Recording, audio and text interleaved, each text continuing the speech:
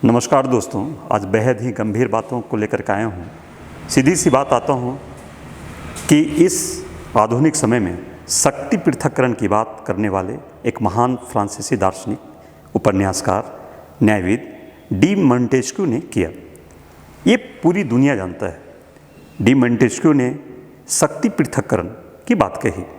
इसके लिए उन्होंने स्पिरिट ऑफ लॉ नामक एक पुस्तक की उन्होंने रचना की 1748 ईस्वी में, जो 1750 ईस्वी में प्रकाशित हुआ।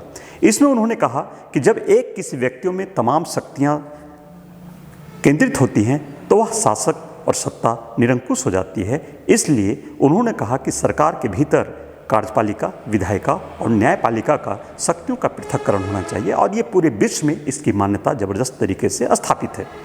लेकिन दोस्तों, मैं आपको बहुत ही गंभीर बात बताना चाहता हूं कि अगर हम भारतीय संस्कृति के अंतर्गत में टोह लगाते हैं तो हम पाते हैं कि भारत में शक्ति पृथक्करण की बात बहुत ही अतीत और प्राचीन काल से ही रही है। हमारे देश में मान्यता है कि ब्रह्मा अर्थात तकदीर लिखने वाला अर्थात विधायिका का काम करता है। वहीं पर विष्णु जो है वह पालक है, जगत के पालनहार हैं, अर्थात वह कार्यपालिका को संबोधन होता है इनसे। और न्यायपालिका जो है वह दंड देते हैं, अर्थात महेश जो हैं वो दंड देते हैं।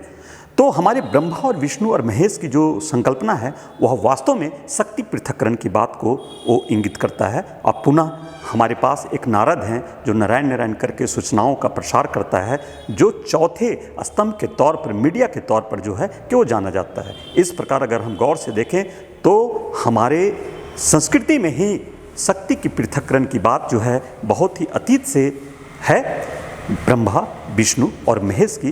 तो ये बात कि जो यूरोप में ये जो कही जाती है या पूरे विश्व में ये प्रचारित किया गया है कि शक्ति पृथक्करण जो है कि मोंटेस्क्यू ने स्थापित किया, उसे अस्वीकार किया जा सकता है। और मैं इस बात को साबित कर सकता हूँ कि इस दुनिया में या इस विश्व में सबसे पहले शक्ति पृथक्करण की बात जो है वो भारतीय संस्कृति में छुपी हुई थी। धन्यवाद। मैं डॉक्टर प्रकाश कुमार।